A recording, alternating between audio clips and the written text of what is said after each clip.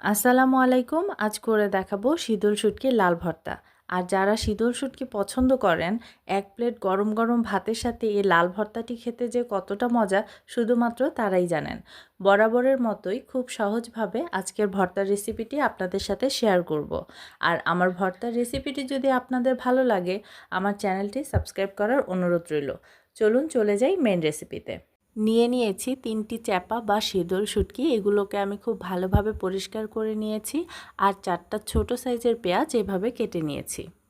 আপনারা যে পরিমাণ ঝাল খেতে পছন্দ করেন ঠিক সেই পরিমাণ শুকনা মরিচ নিয়ে 15 থেকে 20 মিনিটের জন্য সামান্য পানিতে ভিজিয়ে রাখবেন। তাহলে এটা বাটতে বেশ সুবিধা হবে। একটা কড়াই সামান্য পরিমাণ গরম করে দিয়ে দিচ্ছি 1 চা চামচ পরিমাণ সয়াবিন তেল ও 1 চিমটি পরিমাণ লবণ। এই পর্যায়ে চুলার আঁচটাকে মাঝারিতে রাখতে হবে। দিয়ে দিচ্ছি শুটকিটাকে আমি 1 থেকে 1.5 মিনিটের মতো ভেজে নিব। ভাজতে ভাজতে যখন শুটকিটা এরকম হয়ে আসবে তখন আমি উল্টে দিব। শুটকিটা কিন্তু পুড়িয়ে ফেলা যাবে না। যদি পুড়িয়ে ফেলেন ভর্তা খেতে তিতা লাগবে। আর শুটকির যে কাঁটা আছে সেটা আমি বের করব না। আর ভাজতে ভাজতে যখন শুটকিটা এরকম হয়ে আসবে তখন আমি চুলা থেকে শুটকিটা নামিয়ে নিব। ভর্তার জন্য একটা শিলপাটা খুব ভালোভাবে ধুয়ে নিয়েছি। প্রথমেই বেটে নিচ্ছি ভিজিয়ে রাখা শুকনা মরিচগুলো। এগুলোকে খুব ভালোভাবে বেটে নিতে হবে। এমনভাবে বাটতে হবে যেন মরিচের ভিতরে যে ছোট ছোট দানাগুলো আছে সেগুলো মিহি হয়ে যায়। বাটার সুবিধার্থে আমি এখানে সামান্য পরিমাণ পানি ব্যবহার করব। খুব বেশি পানি কিন্তু দেয়া যাবে না, তাহলে ভর্তাতে একটু পানি পানি ভাবটা থাকবে। মরিচগুলো যেহেতু বেশ ঝাল, সেজন্য একটা চামচের সাহায্যে এভাবে টেনে নিয়ে এসে আমি আবার বেটে নিচ্ছি। এভাবে কয়েকবার করে বেটে নিয়েছি।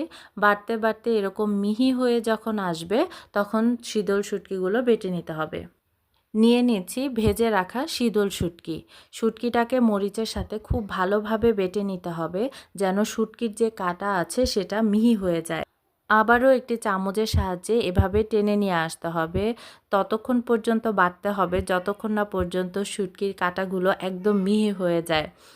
আমার বাটা প্রায় শেষ। এখন অ্যাড করে দেব পেঁয়াজ। দিয়ে দিচ্ছি পরিমাণ মতো লবণ। লবণটা সম্পূর্ণই আপনাদের টেস্টের উপর ডিপেন্ড করবে।